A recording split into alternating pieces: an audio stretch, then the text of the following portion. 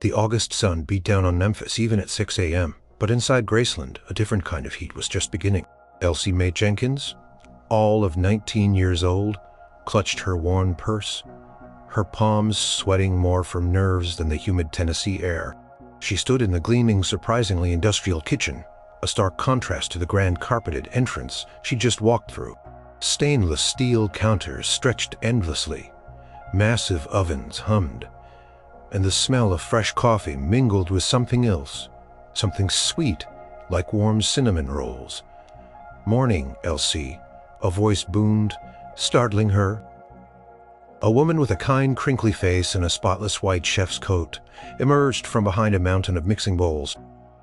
This was Martha, the head cook whose reputation for turning out feasts at any hour was legendary even outside the walls of Graceland. "Ready for your first day?" Elsie managed a shaky smile. "Yes, ma'am. Ready as I'll ever be." Martha chuckled, a warm, rumbling sound. "Good, because ready is a flexible term around here. We're not like any other kitchen, darling. Mr. Presley, he marches to the beat of his own drum, and his stomach leads the band everyone in Memphis had. Elvis Presley, the king, lived right here, and his kitchen was famous for being open 24/7. Friends, family, the Memphis Mafia.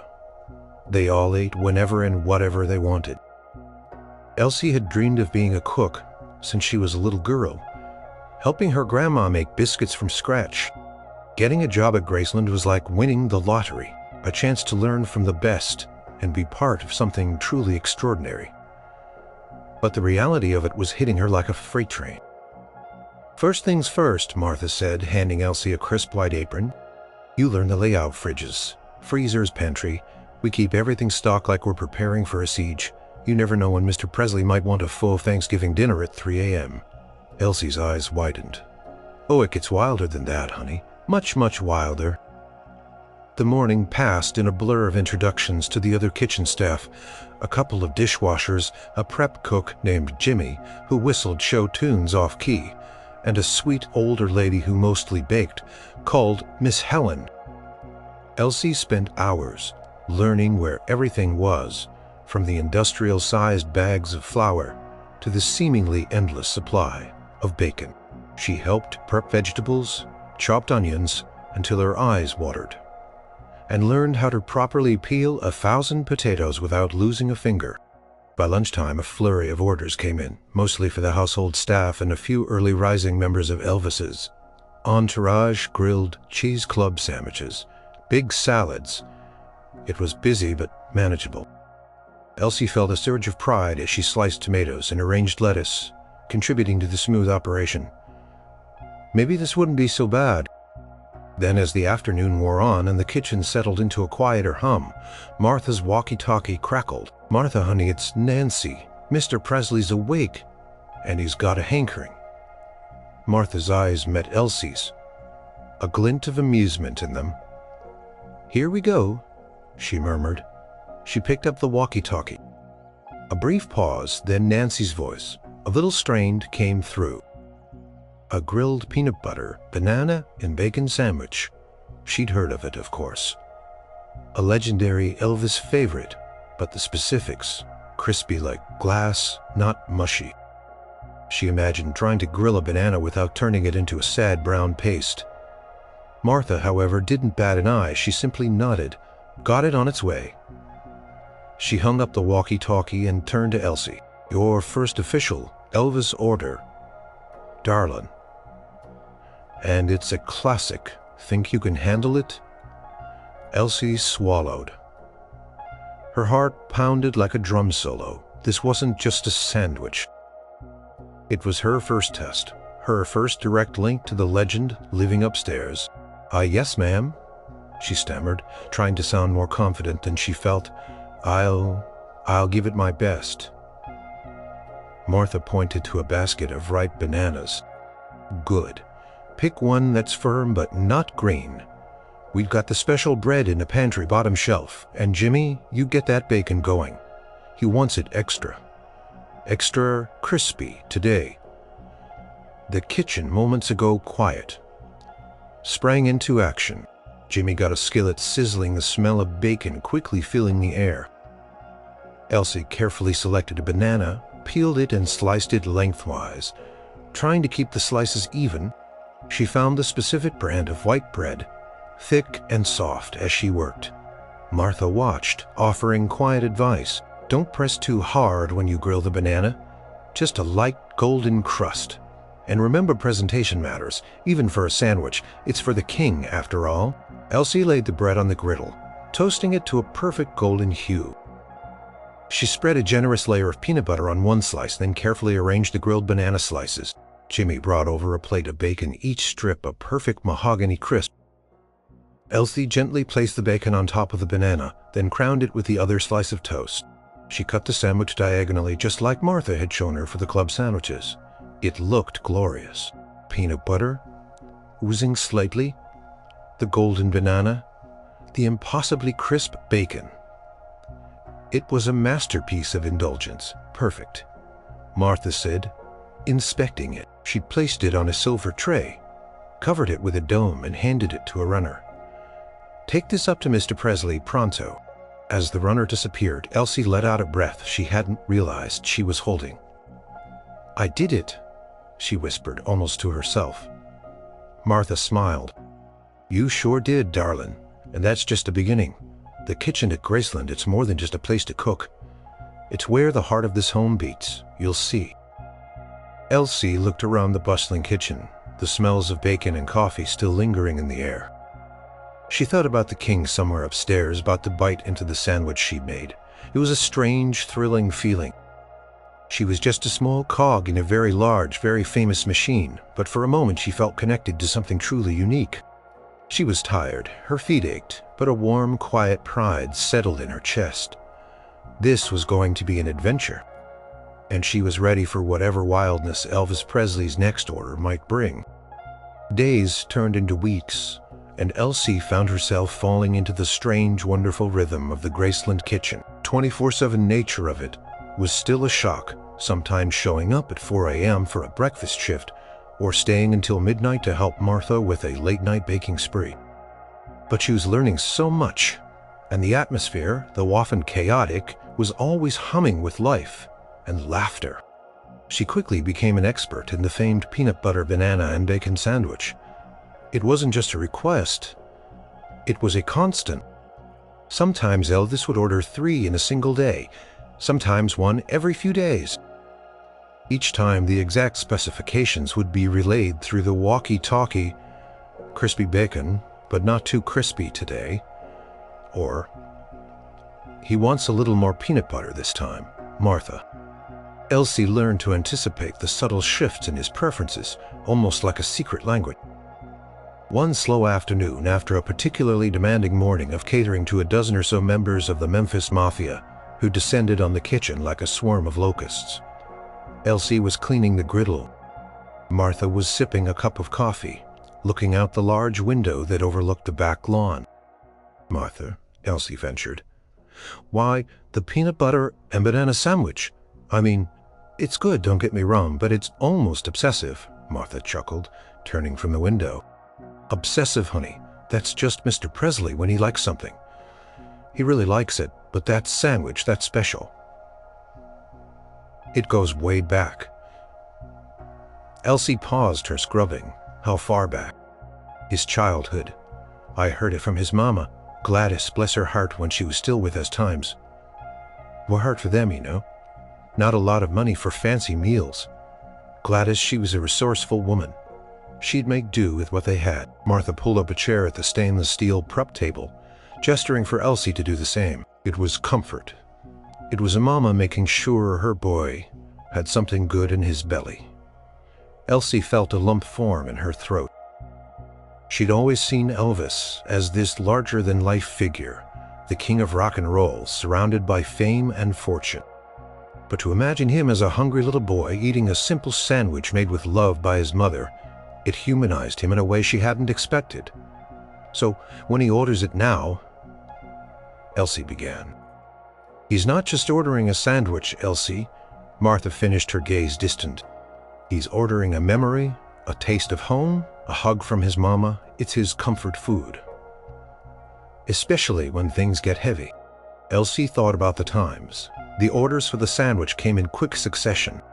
They often coincided with periods when Elvis was recording heavily or touring or dealing with the pressures of his career.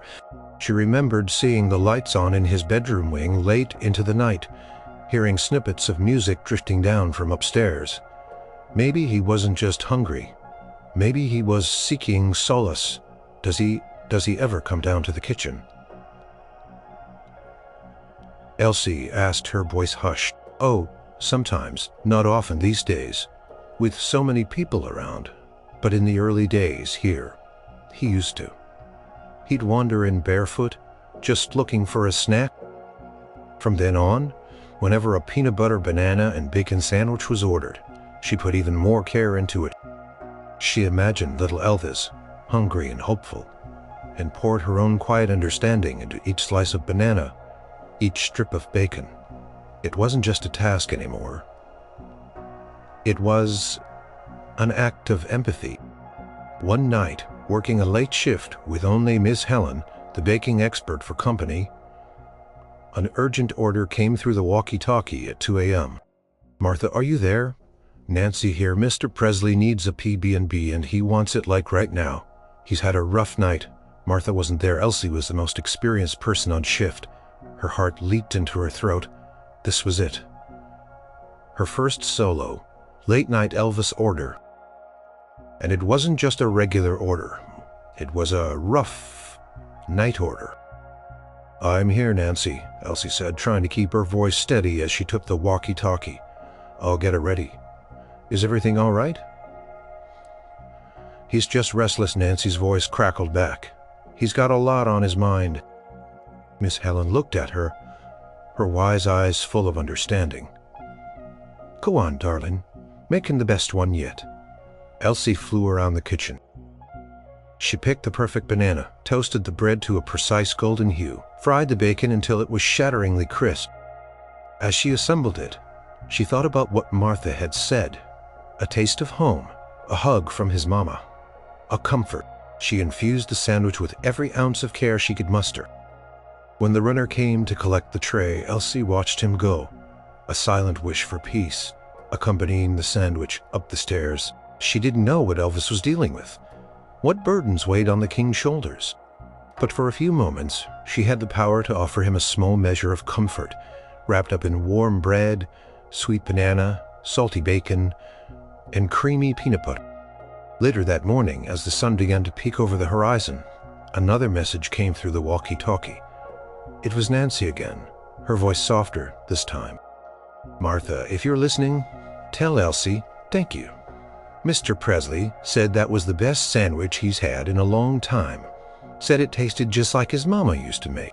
Elsie froze, a warmth spreading through her chest that had nothing to do with the kitchen's ovens. The highest praise. It wasn't just about making food anymore. It was about understanding, about connection. She realized then that working in the Graceland kitchen wasn't just a job. It was an extraordinary privilege. A chance to be part of the unseen heartbeat of a legend's home. Elsie learned quickly that the Graceland kitchen wasn't just 24/7. It was 24/7 with a side of pure, unadulterated chaos. While the daytime hours had a semblance of order, the nights, especially the deep witching hours, were a different beast entirely. It was during these shifts that the wild orders truly came into their own. She'd been on a string of late-night shifts, her body slowly adjusting to the inverted schedule. One particularly humid Tuesday, the clock crept past midnight. Miss Helen had gone home and only Elsie and a young dishwasher named Mike were left. The house was quiet, save for the distant hum of the air conditioning. Then the walkie-talkie crackled to life, startling Mike so much he dropped a plate, and the Colonel, he wants a glass of warm milk. Elsie's pen scratched furiously on her pad. 5 hot dogs, no buns, mac and cheese, a chocolate milkshake, a bucket of fried chicken, potato chips, warm milk. From different people in different rooms, all part of Elvis's inner circle, this was the Memphis Mafia, in full swing. Got it, Ricky? Elsie replied, trying to sound calm on its way. She looked at Mike, whose eyes were wide. "All right, Mike, we're going to need to move like lightning. Get the fryer ready for chicken, hot dogs on the grill, mac and cheese in the microwave." Thank goodness for Martha's pre-made batches. The kitchen exploded into a flurry of activity. Elsie started on the milkshake, blending ice cream milk and chocolate syrup until it was thick and creamy, then pouring it into a tall glass. She remembered Martha's strict instructions about milkshake consistency. If a spoon can't stand up in it, it ain't thick enough for the king. As the hot dogs sizzled on the griddle, she began plating the chicken. Stacking crispy pieces into a large bucket, she added the potato chips to a separate bowl. Finally, she warmed the milk for the Colonel, ensuring it was just the right temperature. Just as she was arranging everything on 2 large trays, the walkie-talkie crackled again. "Elsie, Ricky again. Change of plans for Mr. Presley. He says he's suddenly in the mood for a grilled cheese sandwich and a plate of French fries and a Pepsi, a grilled cheese, after 5 hot dogs." She closed her eyes for a brief second. This was what Martha had warned her about. The spontaneous, sometimes contradictory desires of a rock star who lived outside the normal rules of the day. "Ricky?" Elsie said, trying to keep the frustration out of her voice. "He just ordered 5 hot dogs." "Yeah. Well, he changed his mind. Elsie says he's not feeling hot dogs anymore. Get him that grilled cheese." Elsie took a deep breath. "Okay, adapt, pivot, Graceland rule. Number 1. All right, Ricky." Coming right up, she quickly moved the hot dogs to a holding plate for whoever might want them. Later, nothing went to waste here. She tossed the French fries into the fryer, the hot oil spitting. She got out the bread and cheese for the grilled cheese. Mike, bless his heart, was already clearing the hot dog setup and cleaning the griddle for the grilled cheese. The smells in the kitchen were a wild mix now. Fried chicken, hot dogs, hot oil, melting cheese, sweet chocolate. It was chaotic, but Elsie felt a strange sense of exhilaration. She was in the thick of it, managing the unpredictable demands of Graceland. And she wasn't crumbling. She was making it work. Within minutes, the grilled cheese, golden and gooey, was ready alongside a generous pile of crispy fries and a frosty Pepsi. She added it to one of the trays, then directed Mike to take the other tray, the one with the chicken chips and warm milk, to the billiard room first. "Ricky, the first tray is on its way," she announced over the walkie-talkie. "And the second one, with Mr. Presley's grilled cheese and fries, will be up in 2 minutes." She wiped her brow, a bead of sweat trickling down her temple. Mike returned, looking slightly dazed. "Is it always like this?" he asked, bewildered. Elsie just grinned. A genuine tired grin. "Oh, Mike, you have no idea this was just a warm-up?" They spent the next hour cleaning up the kitchen, slowly returning to its pristine state. As the first hints of dawn painted the sky outside, Elsie felt utterly exhausted, but also oddly energized. She had faced the midnight madness of Graceland, juggled wild requests, and adapted on the fly. She hadn't just cooked, she had performed a culinary ballet under pressure. As she punched out for the day, stepping out into the cool morning air, she looked back at the grand mansion, the lights still on in some of the upstairs windows. Somewhere in there, Elvis Presley was probably enjoying his grilled cheese. Or maybe he'd moved on to something else entirely, whatever it was. Elsie knew she was ready for it.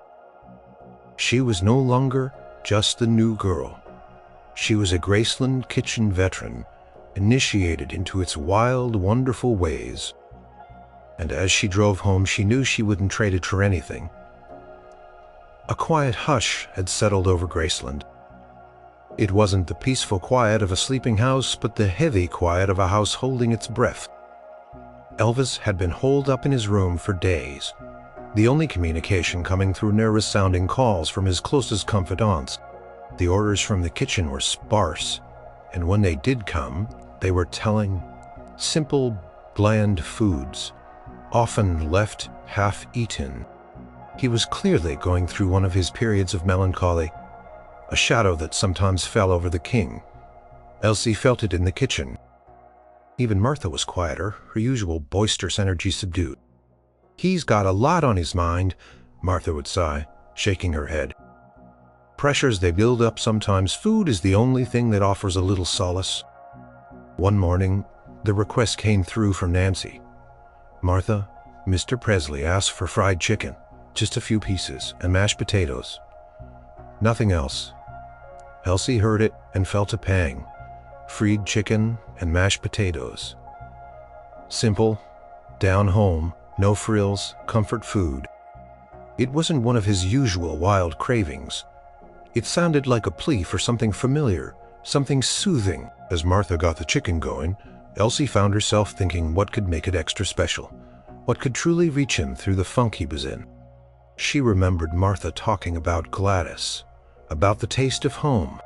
This wasn't just about making food, it was about trying to offer a lifeline.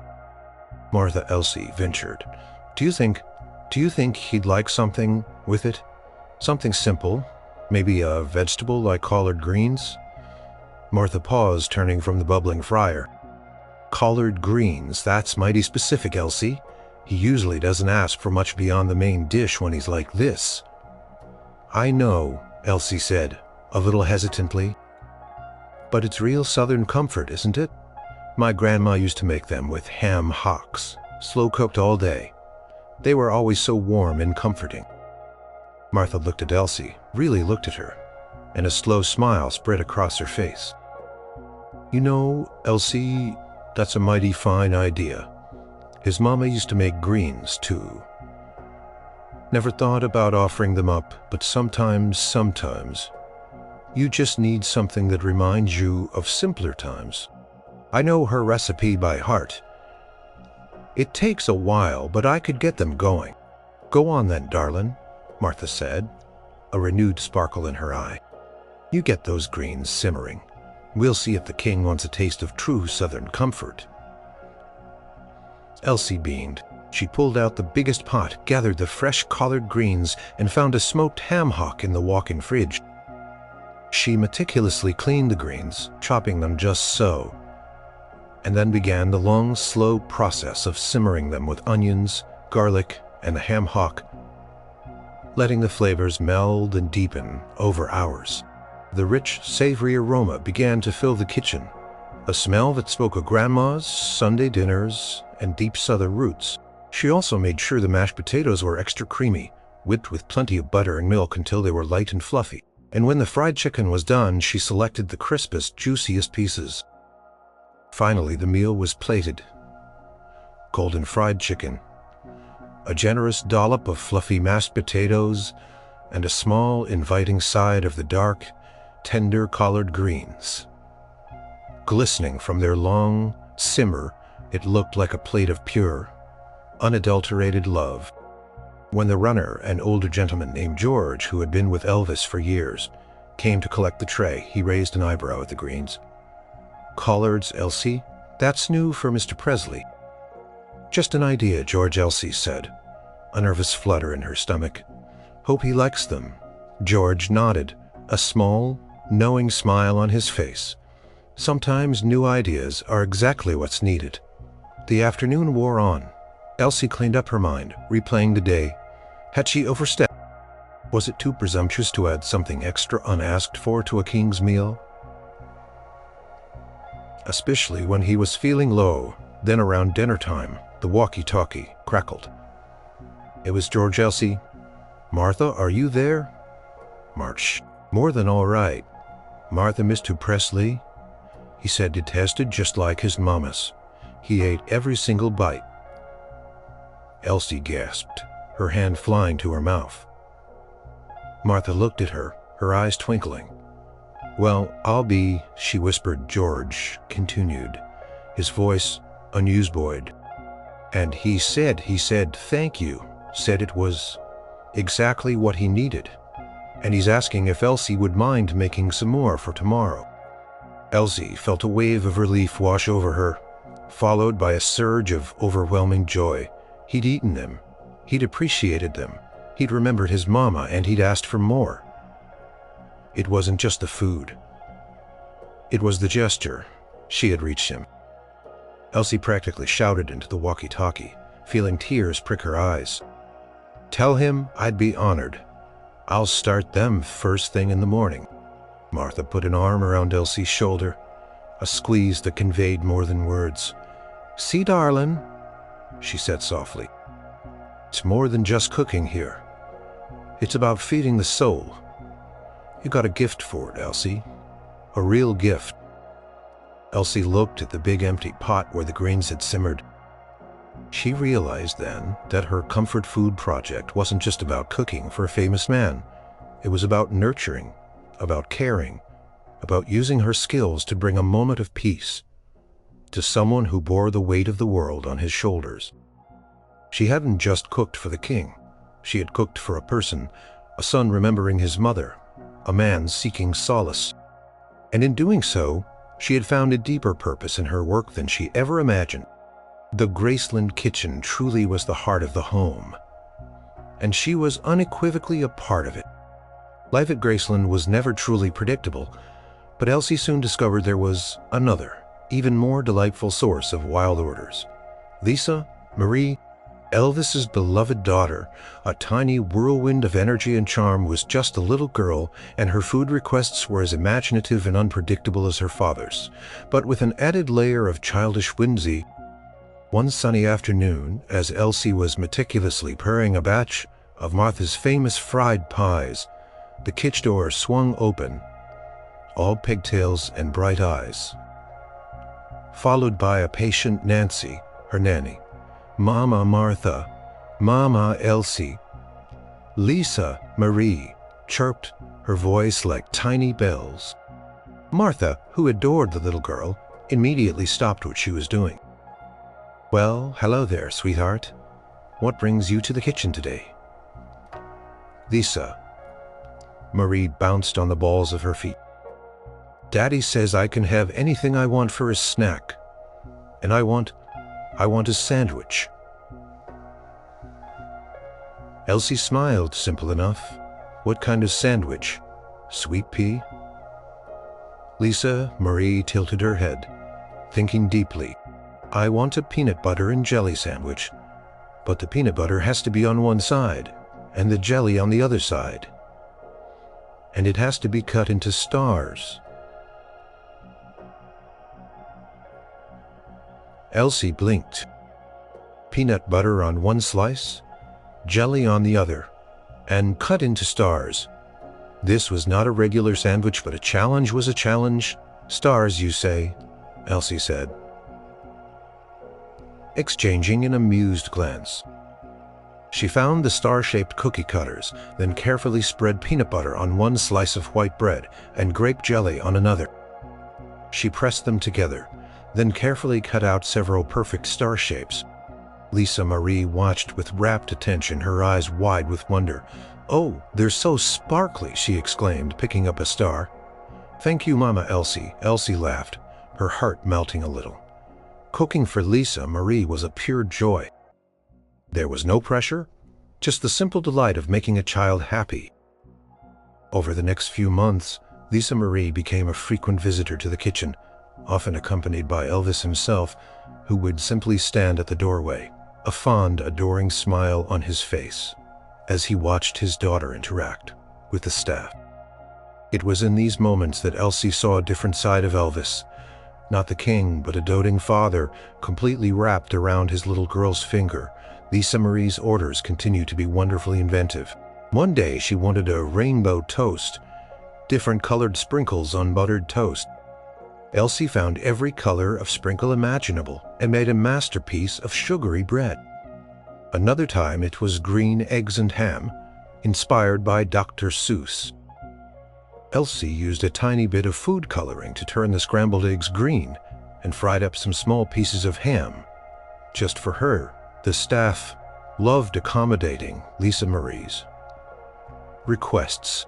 It broke the monotony, added a splash of whimsy to their demanding days, and it showed them the lighter side of Elvis. He'd often come down himself to personally pick up Lisa Marie's special order, and he'd always have a warm word of thanks. "Elsie, that rainbow toast was a stroke of genius," he said one morning, his voice deep and rumbling, a faint smile playing on his lips. "She ate every single piece, said it was the best breakfast she'd ever had." Elsie felt a blush creep up her neck. It was the closest she'd ever been to him, standing just a few feet away, hearing his voice directed at her. He was even more handsome in person, radiating a quiet charisma even in his pajamas. "Just happy to make her happy, Mr. Presley," Elsie managed to stammer. He nodded, his eyes warm. "You do that, you make us all happy, Elsie. Keep up the good work." Those simple words, "you make us all happy," resonated deeply with Elsie. It wasn't just a job. It was a contribution to the happiness of the Presley family, to the very heart of Graceland. One particularly memorable incident happened during a hot summer afternoon. Lisa Marie, having spent the morning running around the grounds, came into the kitchen looking flushed and a little grumpy. "I'm hot," she declared, "and I want a snow cone, but it has to be grape and cherry, and it has to have a pickle on top." Elsie and Martha exchanged wide-eyed glances. A snow cone with a pickle. This was a new level of wild. "A pickle, sweet pea?" Martha asked gently, trying to keep a straight face. "Yes, Daddy lets me have a pickle with my ice cream sometimes." "Lisa," Marie insisted, her lower lip trembling slightly. Elsie suppressed a giggle. "Of course he did. Only Elvis Presley's daughter would have a pickle and ice cream, have it." "All right, princess," Elsie said, a mischievous glint in her eye. One grape and cherry snow cone with a pickle on top, coming right up. She shaved the ice, poured the vibrant grape and cherry syrups, and then with utmost seriousness placed a small gherkin pickle on the very peak of the icy mound. Lisa Marie gasped. Her grumpy mood instantly evaporated, replaced by pure delight. She carefully took the snow cone, her tiny fingers wrapped around the paper cone, and skipped out of the kitchen, presumably to show her daddy her culinary masterpiece. Martha and Elsie burst into laughter once the door closed. "Pickle on a snow cone," Martha gasped, wiping a tear of laughter from her eye. "Only at Graceland, Elsie, only at Graceland."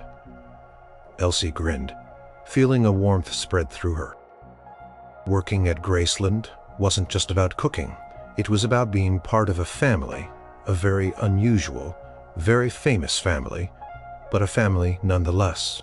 It was about embracing the quirks, the spontaneous joys, and the boundless love that filled the home, and knowing that she played a small part in creating that joy, especially for the little princess, made every strange order, every late night, and every moment of chaos utterly, wonderfully worth it. Graceland was always bustling, but when a party was announced, the entire estate transformed. This time, it was Elvis's annual summer bash for his closest friends and family, and the kitchen was the epicenter of the grand production. Martha warned Elsie that this wasn't just cooking, it was an endurance test. "We'll be cooking for a small army, Elsie," Martha explained, standing amid stacks of grocery lists as tall as a small child. "Mr. Presley loves to entertain, wants everyone to have enough food to feed a whole county, and everything has to be perfect." The next few days were a whirlwind. Massive deliveries arrived, crates of fresh produce, sides of beef, industrial-sized bags of ice, enough soft drinks to fill a swimming pool. Kitchen staff swelled with extra hands, but Elsie and Martha were at the core of the operation, orchestrating everything with military precision. Elsie found herself doing everything from peeling what felt like 1,000 shrimp for the cocktail platters to rolling hundreds of meatballs for the spaghetti, and meatballs a staple at any Presley gathering. She learned the art of making dozens of Martha's deviled eggs, the yolks impossibly creamy, the paprika sprinkled just so. The smell of fried chicken, barbecued ribs, and warm cornbread filled the air constantly. The hours were brutal. Elsie often started before dawn, prepping dough for biscuits or batter for pancakes, and didn't leave until well after midnight, her body aching, her feet throbbing. But amidst the exhaustion, there was an incredible sense of camaraderie. The kitchen staff, normally a close-knit group, became even more so. Fueled by strong coffee and a shared determination to make the party a success. Laughter often broke through the hum of the ovens, and the clatter of pots and pans. Miss Helen sang old hymns as she baked cakes. Jimmy whistled louder than ever, and Martha told funny stories about previous Graceland parties, keeping spirits high. On the day of the party, the kitchen was a symphony of organized chaos. Platters of food were arranged like works of art. The smell was intoxicating, a glorious mix of savory and sweet. Elsie, despite her fatigue, felt a thrill. She was part of this enormous, magnificent effort. As the first guests started to arrive, the kitchen staff was putting the finishing touches on the last dishes. Elsie peered through the swinging kitchen door, catching glimpses of the party in full swing. The pool area was lit up. Laughter and music drifted in, and people mingled, holding plates piled high with the food she and her team had spent days preparing. Then she saw him, Elvis. He emerged from the house, dressed in a crisp white suit, his hair perfectly coiffed, a radiant smile on his face. He walked among his guests, shaking hands, laughing, his charisma lighting up the entire scene. He looked happy, genuinely, unrestrainedly happy. A surge of pride went through Elsie. She had helped make this possible. She had contributed to his joy, to the joy of all these people. It wasn't just about the food. It was about the atmosphere, the generosity, the sense of home and family that Graceland represented. Suddenly, Martha nudged her. "All right, Elsie, big moment. Mr. Presley wants the dessert table opened, and he specifically asked for Miss Helen's banana pudding and your pecan pie." Elsie's eyes widened. Her pecan pie. She'd spent hours perfecting it, using her grandma's secret recipe. The fact that Elvis had even noticed it, let alone asked for it, sent a thrill through her. She carefully carried her pecan pie still warm from the oven to the elaborate dessert table set up in the dining room. As she placed it among the other sweets, Miss Helen's towering chocolate cake, fruit tarts, cookies, she saw Elvis himself, walking towards the table, a glint in his eye. He stopped, scanning the array of desserts. Then his gaze landed on her pecan pie. He smiled, a genuine, dazzling smile that made her knees weak. "Ah, the pecan pie," he rumbled, his voice low and warm. "Martha told me you make a mean one, Elsie. My mama loved pecan pie." "I hope you enjoy it, Mr. Presley," she managed to say, her voice barely a whisper. He reached out and gently patted her arm. "I know I will, honey. Thank you. Thank you for all of it. You and Martha and everyone in that kitchen. You're the heart of this place. You make it home." He then took a large slice of the pie along with a generous serving of banana pudding. Elsie stood there for a moment, simply absorbing his words. "You're the heart of this place. You make it home." It wasn't just a compliment, it was an affirmation. She wasn't just a cook, a staff member. She was part of the Graceland family, contributing to the warmth and spirit of the king's home. Later that night, as the party slowly wound down and the kitchen began its monumental cleanup, Elsie felt a profound sense of satisfaction. Her body was tired, but her spirit was soaring. She had experienced the full force of Graceland's hospitality, the tireless work, the chaotic joy, and the genuine appreciation. From the king himself, she realized that these parties, these moments of shared celebration, were just as much a part of Elvis' wild orders as the individual midnight snacks. They were all expressions of his unique spirit, his boundless generosity, and his desire to fill his home with life and love. And she was right there in the heart of it all. After the whirlwind of the party, a rare quiet settled over Graceland. It was a weekday morning, and many of Elvis's inner circle had either returned home or were still sleeping off the festivities. Elsie had arrived for her usual morning shift, and the kitchen was unusually peaceful. Martha was quietly humming as she baked a fresh batch of biscuits, and Jimmy was off somewhere doing inventory. Elsie was at the large prep table, meticulously dicing fresh fruit for a fruit platter, a simple light request from Priscilla. The only sounds were the soft clinking of her knife against the cutting board and the gentle hum of the refrigerator. Suddenly, a shuffling sound from the kitchen entrance made her look up. Her heart skipped a beat. Standing in the doorway, looking disheveled but undeniably iconic, even in his silk pajamas, was Elvis Presley. He had a hand pressed to his forehead and his hair was mussed. He looked tired, vulnerable, and utterly human, not the king on stage age, but Amati, Paul IV. Morning, Mr. Presley. Plenty of coffee, fresh pot brewing. Sit down, make yourself comfortable. She gestured to a stool at the counter. Elvis slowly made his way over, running a hand through his hair. He sat down looking vaguely lost. He hadn't noticed Elsie yet, who was practically frozen behind the fruit bowl, trying to make herself invisible. She could feel her cheeks flushing. This was it, her first direct unannounced encounter with him up close and personal. Martha poured him a mug of coffee, black, just as he liked it. He took a sip, sighed, and closed his eyes for a moment. "Man, that hits the spot," he murmured. Then his eyes opened and landed on Elsie. He blinked again as if surprised to see her. "Oh, morning, Elsie, isn't it?" he said, a faint, polite smile appearing. "Yes, Mr. Presley. Morning." Her voice sounded strangely high-pitched to her own ears. He nodded, studying her for a moment. "You're the one who made that pecan pie for the party, aren't you?" Elsie's heart pounded. "Yes, sir. That was me." "It was mighty fine," he said, his voice soft, almost intimate. "Really reminded me of home. My mama would have loved it." He paused, looking at the fruit. "What are you making there?"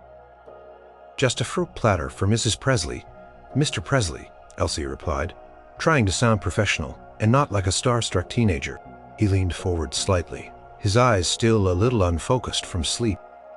"You know, Elsie, I wanted to tell you something. That plate of greens you made a while back when I wasn't feeling so good, those collard greens, that was something special, really helped me out. Thank you for that." Elsie felt a rush of warmth spread through her. He remembered the specific dish, the circumstances, and he was thanking her directly. "You're very welcome, Mr. Presley," she said, her voice a little steadier this time. "I'm glad they helped." He took another long sip of coffee, then looked out the window, his gaze distant. "It gets heavy sometimes, you know," he murmured, more to himself than to them. "All the demands, all the eyes watching. Just nice to have a taste of something real. Something that reminds you of who you are. Underneath it all." Martha, ever the empathetic one, gently placed a fresh warm biscuit on a plate in front of him. "Here, Mr. Presley, just out of the oven, plain and simple, just like you like 'em sometimes." He looked at the biscuit, then back at Martha, a small, genuine smile gracing his lips. "You know me too well, Martha." He then looked at Elsie again. "You too, Elsie. You both got a way of knowing what a man needs even before he knows it himself." He took a bite of the biscuit, closing his eyes in quiet enjoyment. Elsie watched him, a profound sense of understanding washing over her. This wasn't the king, the legend, the larger-than-life figure. This was a man tired and vulnerable, seeking comfort and connection in the quiet heart of his home. And she, Elsie, the young cook, was providing it. She saw the pressures he spoke of, the loneliness that fame could bring, and she felt a deep empathy. The interaction was brief, lasting only a few minutes. He finished his biscuit and then slowly shuffled back out of the kitchen, disappearing as quietly as he had arrived. Elsie stood there, gripping the knife, her fruit forgotten. Martha was watching her, a soft smile on her face. "Well," Martha said, breaking the silence, "that was something, wasn't it?" Elsie nodded, unable to speak. The encounter had been so simple, so unglamorous, yet it felt incredibly significant. She had seen Elvis Presley as a person, not just a star, and he had seen her, not just as a cook, but as someone who understood, who could offer comfort when it was truly needed.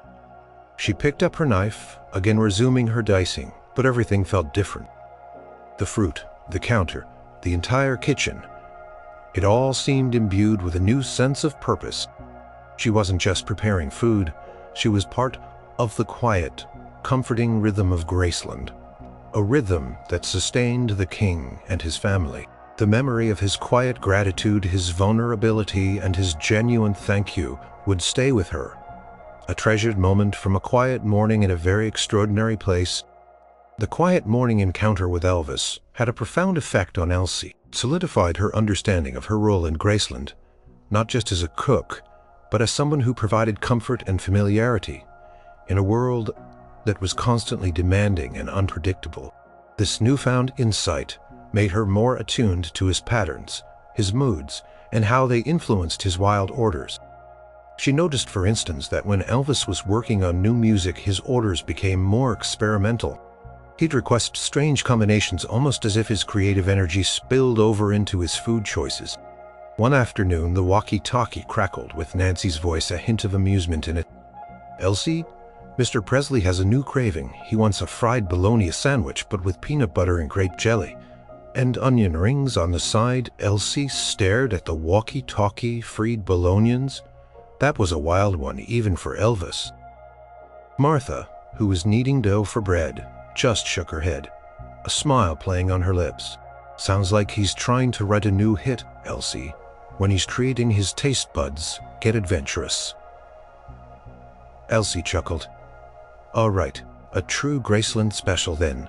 She got to work. She fried the bologna until the edges curled just right. She toasted the bread, then carefully spread a thin layer of peanut butter on one side and grape jelly on the other. She placed the hot bologna in between, assembling the sandwich with a curious mix of trepidation and fascination. Meanwhile, Jimmy got a batch of onion rings frying to a golden crisp. As the runner took the tray upstairs, Elsie couldn't help but wonder what Elvis would think. Would he like it? Was it truly a genius combination, or just a fleeting whim? Later that day, Nancy called back. He loved it, Elsie said. It was interesting and surprisingly good. He ate the whole thing. Elsie felt a rush of satisfaction. She was learning to embrace the strangeness, to lean into the unconventional. It wasn't about judging the request, it was about executing it perfectly. No matter how bizarre, this opened up a new phase for Elsie. She started to anticipate these creative cravings. She began to experiment herself, sometimes suggesting variations or offering new, unusual dishes that she thought might appeal to his adventurous palate. Martha encouraged her. "You got a good feel for it, Elsie. Trust your instincts." One morning, after a long night of recording, Elvis requested his usual early breakfast: scrambled eggs, bacon, and biscuits. Elsie, feeling a spark of inspiration, decided to add something extra unasked for. She made a small individual serving of grits, creamy and buttery, with a touch of sharp cheddar cheese stirred in. Grits weren't a regular on his menu, but Elsie had a hunch it was Southern comforting and just a little different. When the runner brought the tray back, later a handwritten note, Elsie's heart fluttered as she opened it. "Elsie, those cheese grits this morning, boy oh boy, that was a stroke of genius. Best grits I've ever had. You got a real touch. Thank you, EP." Elsie held the note, a genuine wide smile spreading across her face. He had noticed, he had appreciated her small, unasked-for addition, and he had used the word genius. The king thought her grits were genius.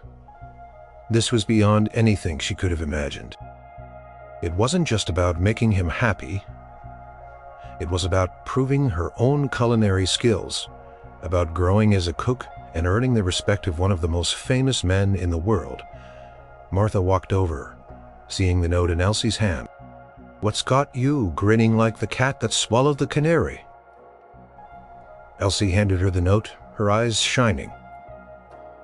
Martha read it, then let out a hearty laugh. "Well, I'll be cheese grits, you say? Good on you, darlin'. See, I told you you had a gift. You're not just following recipes anymore, Elsie, you're creating. You're learning to speak the king's language through food." Elsie felt a surge of confidence. She was no longer just the Numdi, overwhelmed by the chaos. She was becoming an integral part of the Graceland kitchen.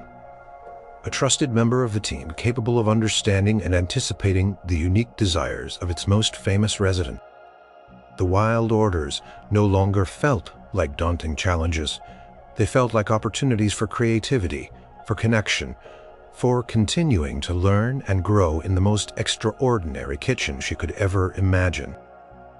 She was finding her voice, one strange, delicious dish at a time. As the seasons changed outside Graceland, Elsie's place in the kitchen became as vital as the salt in Martha's gravy. The initial shock of the 24/7 demands had faded, replaced by a deep-seated understanding and even affection for the unique rhythm of the house. The Graceland kitchen wasn't just a place of work. It was a sanctuary, a bustling hub of warmth and connection. The staff had become like a second family to Elsie. Martha, with her endless wisdom and booming laugh, was a mentor and a confidant. Miss Helen shared baking secrets and stories of old Memphis. Jimmy, the ever-whistling prep cook, was like a goofy older brother, always ready with a bad joke or a helping hand. The dishwashers, the runners, they were all part of the intricate dance that kept Graceland running. During the quiet lulls between Elvis's unpredictable orders, they would gather around the big wooden table in the corner, sipping coffee, sharing stories, and sometimes just enjoying the quiet company. They talked about their families, their dreams, their struggles. The kitchen, despite its industrial size, felt incredibly cozy and intimate. It was a place where everyone was equal, bound by the shared experience of serving the king and the deep unspoken respect for each other's hard work. Elsie often thought about Martha's words, "It's more than just cooking here. It's about feeding the soul." She saw it in every interaction. When Elvis was up late, rehearsing a recording and a request came for a simple bowl of chili, Elsie knew it wasn't just about hunger. It was about needing something grounding, something familiar in the lonely hours. When Lisa Marie asked for fairy bread, toast with butter and sprinkles, of course, it was about nurturing her innocent joy. And when Elvis asked for a specific obscure brand of soda that he'd loved as a kid, Elsie understood it was a nostalgic reach for a simpler time. The wild orders, once daunting, now felt like intimate glimpses into the man behind the legend. They were clues, expressions of his moods, his memories, his unique personality. He wasn't just ordering food. He was communicating. And the kitchen staff, especially Elsie, had learned to interpret his culinary language. One evening, a particularly intense recording session was happening in the music room. "Y'all there?" His voice sounded tired but appreciative. Martha picked up the walkie-talkie. "We're here, Mr. Presley. What can we get for you?" "Just wanted to say thank you," Elvis said, his voice a little softer than usual. "All of you. I know it's late and you've been working your tails off all day, but you folks, you keep this place going. You keep me going. I couldn't do it without you." A comfortable silence settled over the kitchen. Martha's eyes gleamed with emotion. It wasn't a wild order. It was a sincere heart thank you. A rare moment of direct acknowledgement, not just for a specific dish, but for their entire tireless effort, for their dedication to his well-being. "You're very welcome, Mr. Presley," Martha replied, her voice thick with emotion. "It's our pleasure. Just make us proud in that studio." "'Ll do, Martha, will do." That night, as Elsie walked home under the soft glow of the Memphis streetlights, she felt a profound sense of belonging. She wasn't just a cook, she was part of something bigger, something meaningful. She was part of the unseen support system that allowed a global icon to simply be a man in his home, cared for and nourished by a team of dedicated people. Graceland Kitchen wasn't just a functional space. It was the heart that pumped life and comfort through the veins of the entire estate. It was where worries were soothed with warm food, where joy was celebrated with feasts, and where the human connections ran deeper than the surface, glitz, and glamour. And Elsie, the young girl who had started out so nervous, was now an indispensable part of that beating heart, having found not just a job, but a purpose, and a family within the wild, wonderful world of Graceland. Years passed swiftly at Graceland. Elsie, no longer the timid nudie, had blossomed into a confident, skilled chef. She could whip up a midnight feast for 20, concoct a perfect comfort meal for one, and create a fantastical rainbow pudding for Lisa Marie, all with calm efficiency and a sprinkle of her own creative flair. She was Martha's right hand, often taking the lead on the busiest shifts. Her instincts for Elvis's preferences almost psychic. She'd witnessed countless wild orders, from entire trays of fried banana fritters to platters of burnt-to-a-crisp bacon, a specific request Elvis sometimes had, to late-night cravings for obscure regional candies. Each one had been a puzzle to solve, a challenge to master, and a deeper lesson in understanding the unique man they served. But as with all good things, change was inevitable. Elsie had quietly been taking night classes, pursuing a dream she'd nurtured since childhood, to open her own small diner, a place where she could serve her own brand of comforting, hearty Southern food, just like her grandma taught her. It was a bittersweet decision to leave the family she'd found at Graceland.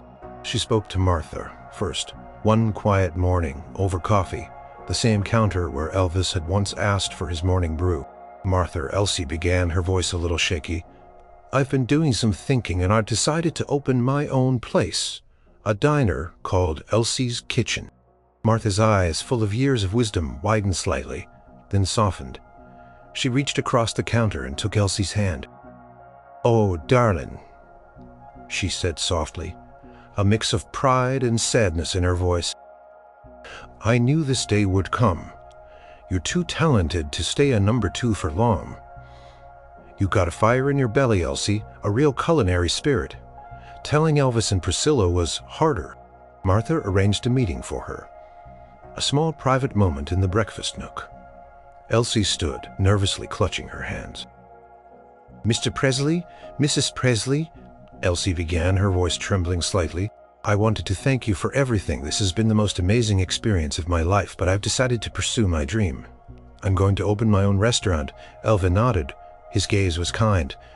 "Well, Elsie," he said, his voice deep and sincere, "that's big news, and mighty fine news for you.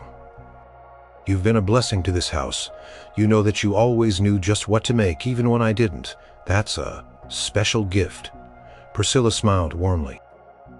"We'll miss you terribly, Elsie, especially Lisa. Marie, your fairy bread is legendary." Elsie felt tears prick her eyes. "I'll miss you all too. This kitchen, it's been home." On Elsie's last day, the kitchen was alive with the usual hum, but with an undercurrent of farewell. Martha had baked a special cake. Miss Helen had knitted her a small apron.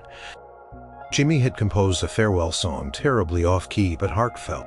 Just as Elsie was getting ready to leave, a final order came through, a quintessential Graceland wild order, a perfect send-off. "Elsie," Nancy's voice crackled. "Mr. Presley wants a triple-decker, Cretter.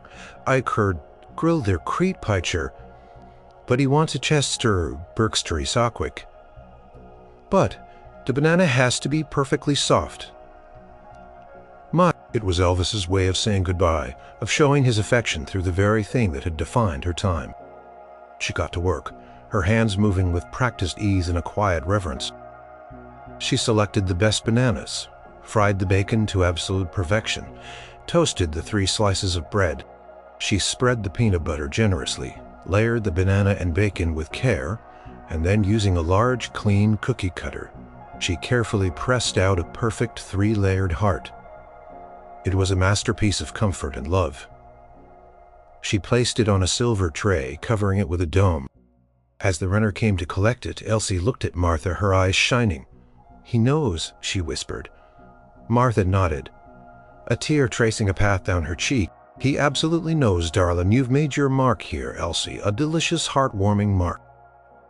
As Elsie said her final goodbyes to the kitchen staff, She carried with her not just the skills of a chef, but the profound lessons of connection, empathy, and the power of food to nourish not just the body but the soul.